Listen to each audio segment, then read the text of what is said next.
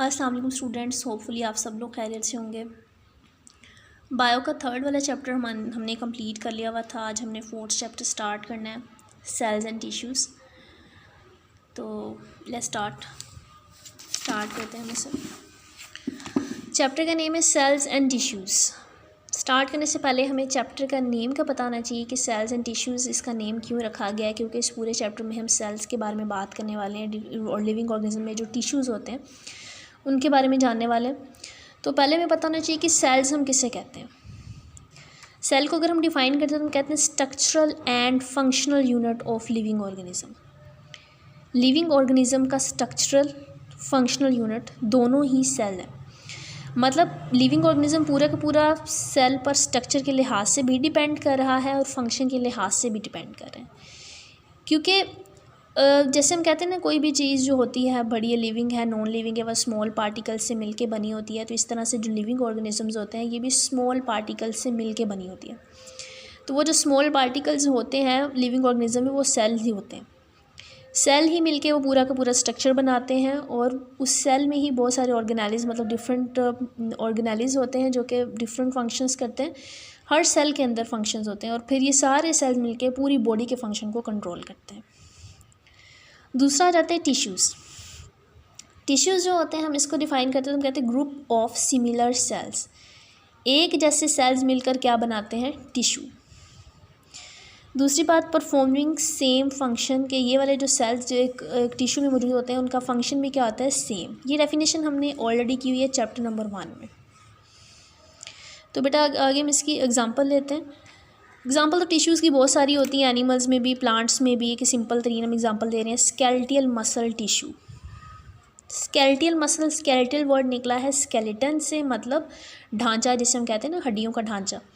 Living organism में बहुत सारी बोन्स होती हैं और उसके साथ मसल्स भी अटैच हुए होते हैं।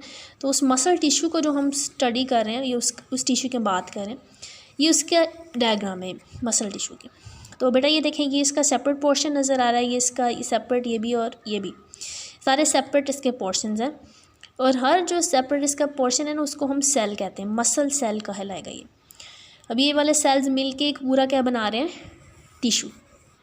ये तो हो गया कि इनमें सिमिलर सेल्स पाए जाते हैं। दूसरा, इनका फंक्शन भी सेम है। वो कैसे? क्योंकि मसल टिश्यू में सारे सेल्स मौजूद हैं तो उनका फंक्शन मूवमेंट देना है। मसल का फंक्शन ये होता है ना, मूवमेंट देना, हरकत देना।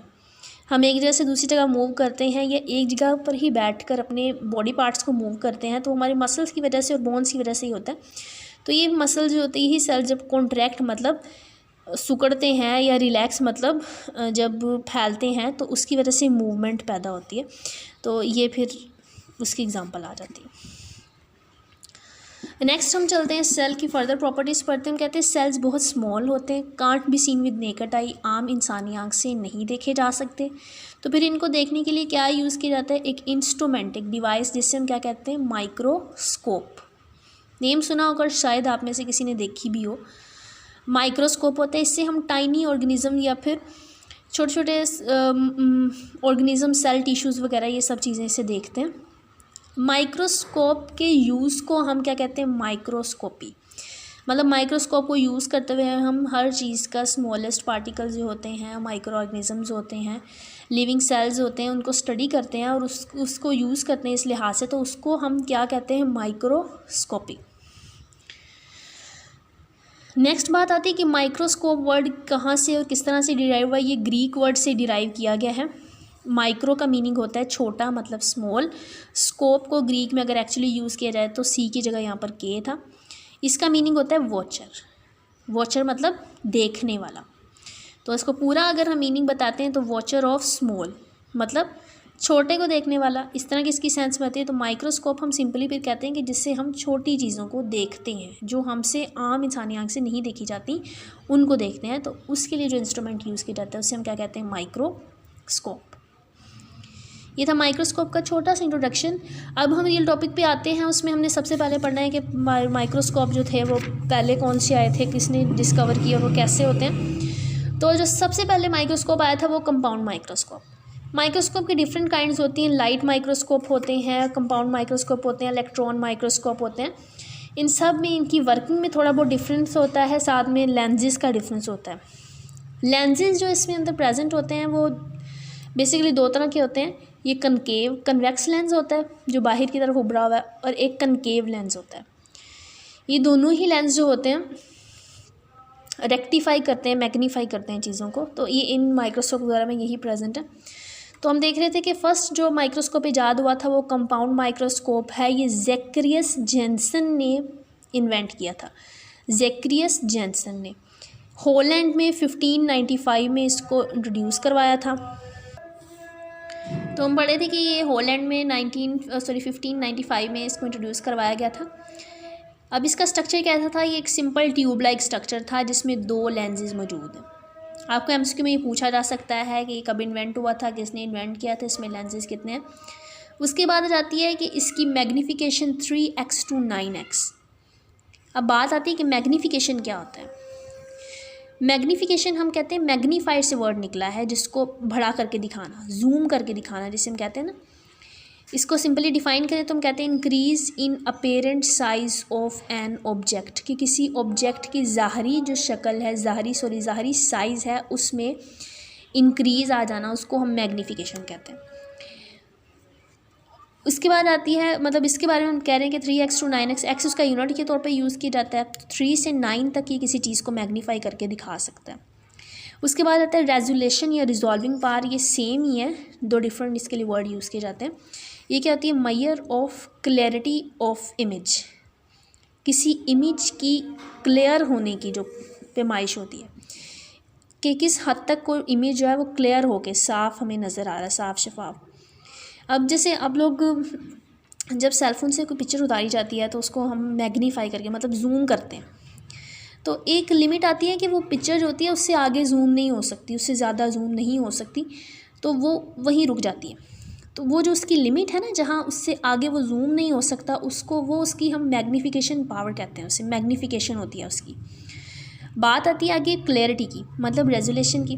तो एक ऐसा भी पॉइंट आता है कि पिक्चर जो है फटना शुरू हो जाती है और आपको क्लियरली नज़र नहीं आ रहा होता कि आप क्या देख रहे हैं, वो उसकी रेजोल्यूशन पावर आती है। वो पॉइंट जहाँ पर वो उसको क्लियरली नज़र आ रही है आपको पिक्चर, उसकी हर पॉइंट आपको क्लियर हो रहा होता है, उसकी रेजोल्यूशन आती है और उससे नेक्स्ट क्रॉस कर जाती है वो रेजोल्यूशन। तो इसको रेजोल्यूशन को अगर हम डिफ़ाइन करते हैं, डेफिनेशन हम इसकी बयान करते हैं, तो हम कहते हैं minimum distance at which the two objects can be scene, के स्मॉलेस्ट जो फासला दो ऑब्जेक्ट्स के दरमियान के हम उनको आसानी से देख सकें। अब बेटा ये देखें, दो पॉइंट्स लगाए मैंने, आपको नज़र आ रहे हैं इनके दरमियान फासला मौजूद है, ये दिख रहा होगा। ये वाला देखें तो इसके अंदर भी फासला मौजूद है, ये भी नज़र आ रहा है। ये देखें तो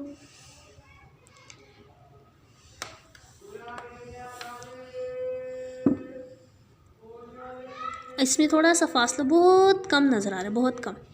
मैं देख सकती हूँ लेकिन इस वीडियो में मतलब थोड़ा सा ब्लर हो जाता है, इस वजह से नज़र नहीं आ रहा। अगर आप इसमें देखोगे तो आपको ऐसे लगेगा कि 2 points to some extent difference नज़र आएगा, फासला नज़र नहीं आएगा। और ये वाला तो सिंपल एक ही पॉइंट लगता है, मतलब इससे आगे हम क्रॉस, मतलब हमारी आई में कैपेसिटी नहीं है कि हम इसमें डिफरेंस जो है वो देख सकें। तो सिंपल बात कहने का मकसद ये है कि रेजोल्यूशन जो हम कहते हैं कि दो पॉइंट्स के दरमियान डिफरेंस जो है उसको हम क्लियर कर लें तो वो आ जाता है रेजोल्यूशन में। ये इंपॉर्टेंट शॉर्ट क्वेश्चन है, मैग्नीफिकेशन एंड रेजोल्यूशन, इसमें डिफरेंस भी इंपॉर्टेंट शॉर्ट है। तो डिफरेंस जब आपने लिखना होगा तो सबसे पहले आप उसकी डेफिनेशन लिखेंगे, दूसरा आप एग्जांपल के थ्रू उसको डिफ्रेंशिएट करेंगे। यह एग्जांपल आ जाती है resolving power of human I 0.1 millimetre. 0.1 से अगर छोटा आ जाएगा ना रेजोल्यूशन तो फिर हम नहीं देख पाएंगे, मतलब इससे भी कम आ जाता है तो फिर हम नहीं देख पाएंगे क्योंकि वो क्रॉस कर जाएगी हमारी रेजोल्यूशन से। तो ये आपको छोटा सा इंट्रोडक्शन था इसका माइक्रोस्कोप का। उसके बाद हमने काइंड्स इसकी पढ़ना स्टार्ट करनी, तो पहली काइंड आती है इसकी लाइट माइक्रोस्कोप। ये आपको पूरा लॉन्ग क्वेश्चन के तौर पे भी आ जाता है कि right a note on light microscope, या उसके सिंपल से अंदर से चीज़ें भी पूछी जाती हैं। तो वो हम देखते हैं। सबसे पहले हमने वर्किंग देखनी है। It work by passing light through specimen. Specimen कहते हैं नमूना या कोई ऑर्गेनिज्म या कोई सेल या कोई टिश्यू या माइक्रो ऑर्गेनिज्म जिसको हम माइक्रोस्कोप में देख रहे हैं। तो उसमें से जब लाइट पास होती है ना तो फिर मतलब ये लाइट पास करके वर्क करता है। कुछ इलेक्ट्रॉन माइक्रोस्कोप जैसे होता है वो इलेक्ट्रॉन्स वहाँ से गुजरेंगे इसके अंदर से तो फिर वो दिखा पाएगा, और ये वाला जो होता है इसमें से लाइट पास होती है तो फिर ये शो करता है। आगे जाते हैं लेंसेज। इसमें 2 लेंसेज होते हैं। एक लेंस जो होता है वो इमेज को बड़ा करके दिखाता है, दूसरा उसको मैग्नीफाई करता है, थोड़ा क्लियर भी करता है। तो आपको शॉर्ट में अलग से इसकी वर्किंग पूछी जा सकती है, लेंसेज पूछे जा सकते हैं। उसके बाद बात आती है माइक्रोग्राफ। माइक्रोग्राफ फोटोग्राफ से ही वर्ड निकला है। ऐसी फ़ोटोग्राफ जो हम माइक्रोस्कोप से लेते हैं उसे हम क्या कहते हैं, माइक्रोग्राफ।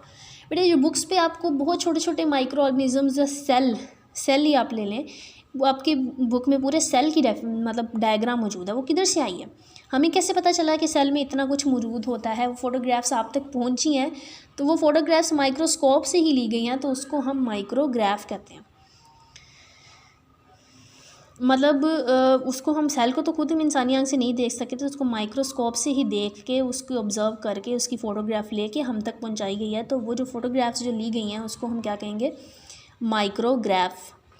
उसके बाद आती है मैग्नीफिकेशन, मतलब ये कितना जूम करके दिखा सकता है, 1500x तक। नेक्स्ट आती है रेजोल्यूशन। इसकी रेजोल्यूशन 0.2 माइक्रोमीटर है। पीछे हमने जो रेजोल्यूशन का यूनिट पढ़ा था वो मिलीमीटर है या माइक्रोमीटर में दिया हुआ है। अगर आपको शॉर्ट क्वेश्चन में पूछा जाए कि इसकी लाइट माइक्रोस्कोप की रेजोल्यूशन अपने मिलीमीटर में दें, तो फिर आपको इसको कन्वर्ट करना होगा। 1 माइक्रोमीटर जो होता है उसमें 1/1000 मिलीमीटर होते हैं। तो यहाँ आप माइक्रोमीटर की जगह 1/1000 पुट कर देंगे इस तरह से। माइक्रोमीटर की जगह माइक्रोमीटर की वैल्यू मतलब 1/1000 पुट कर देंगे। इसको 1 से मल्टीप्लाई एंड 1000 से डिवाइड किया तो 0.0002 मिलीमीटर आपके पास ये रेजोल्यूशन आ जाती है। ये था आपका टॉपिक आज का। अब हम इसकी रीडिंग कर लेते हैं। ये आपका चैप्टर है सेल एंड टिश्यूज़। जो ये स्टार्टिंग में पैराग्राफ दिया हुआ है इसको जस्ट आपने रीड आउट कर लेना है, ये लर्न नहीं करना, बस इसको पढ़ लीजिएगा एक दफ़ा।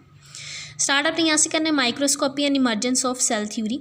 सबसे पहला शॉर्ट क्वेश्चन है माइक्रोस्कोपी का, यहाँ से लेके यहाँ तक इसकी डेफिनेशन आती है।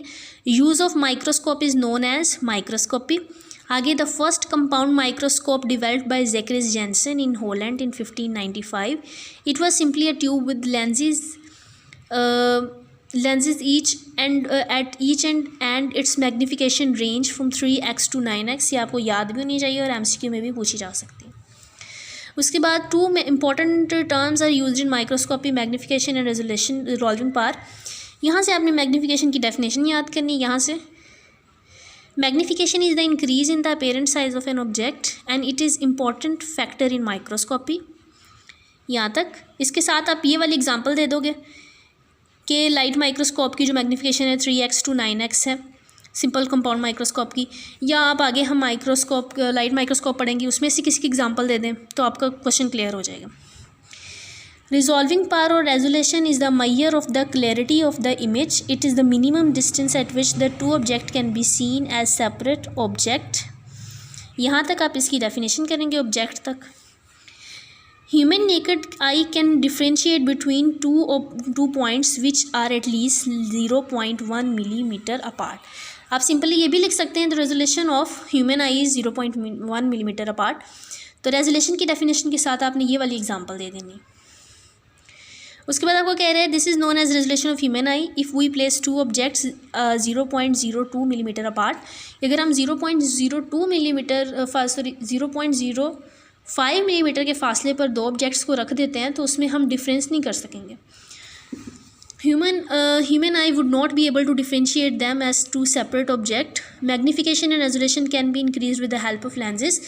तो मैग्नीफिकेशन और रेजोल्यूशन जो होती है उनको हम लेंसेज इस्तेमाल करते हुए बढ़ा सकते हैं। ये सिंपल लाइट माइक्रोस्कोप दिखाई हुई है आपको। लेंसेज जो होते हैं यहाँ पर हम इसको चेंज भी कर सकते हैं। आई पीस जो होता है उसके ऊपर लिखी होती है मैग्नीफिकेशन, कुछ 9 के होते हैं कुछ 10 के होते हैं, उसको हम चेंज भी कर सकते हैं खुद से। यहाँ इसके डिफरेंट लेंसेज आपको शो हो रहे होते हैं, यहाँ आई पीसीज होते हैं जो हम चेंज कर सकते हैं। सो सबसे पहले हम पढ़ते हैं लाइट माइक्रोस्कोप। लाइट माइक्रोस्कोप्स आपने इसको हेडिंग्स भी देनी है, लॉन्ग क्वेश्चन के तौर पे आप लिख सकें। सबसे पहले आपने यहाँ वर्किंग की हेडिंग दे देनी। यहाँ पर light microscope work by passing visible light through specimen. यहाँ आपने लेंसेज की हेडिंग देनी है। यहाँ पर it uses 2 glass lenses। one lens produce an enlarged image of the specimen, second lens magnifies the image and project it onto the viewer's eye or onto the photographic film।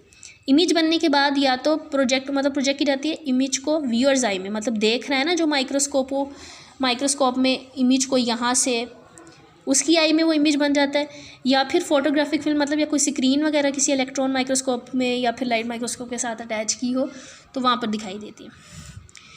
या अगर micrograph की definition आती है, photograph taken through microscope is called micrograph.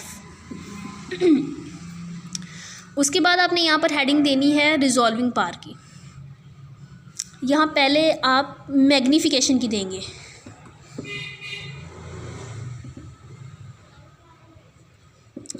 यहाँ magnification की heading देंगे तो the light microscope can magnify objects only about 1500 times without causing blurness, its magnification is 1500x। यहाँ तक आप लिखेंगे। यहाँ आप हेडिंग देंगे रिजॉल्विंग पावर की। Its resolving power is 0.2 micrometre and 1 micrometre is equals to 1/1000 millimetre. On the other words, the light microscope cannot resolve objects smaller than 0.2 micrometer मतलब इससे कम अगर डिस्टेंस आ जाते हैं दो ऑब्जेक्ट्स के दरमियान तो वो नहीं क्लियर कर पाएगा। It is about the size of the smallest bacterium.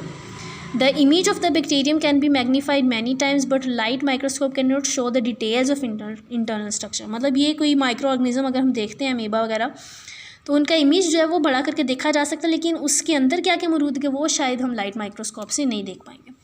तो ये था आज का आपका लेक्चर। होपफुली आप लोग को समझ में आ गया होगा। डायरी में आप लोगों ने यही यहाँ से लेके यहाँ तक आप लोगों ने इसको अच्छी तरह से लर्न करना है। और आज के लिए बस यही। ओके, अल्लाह हाफ़िज़।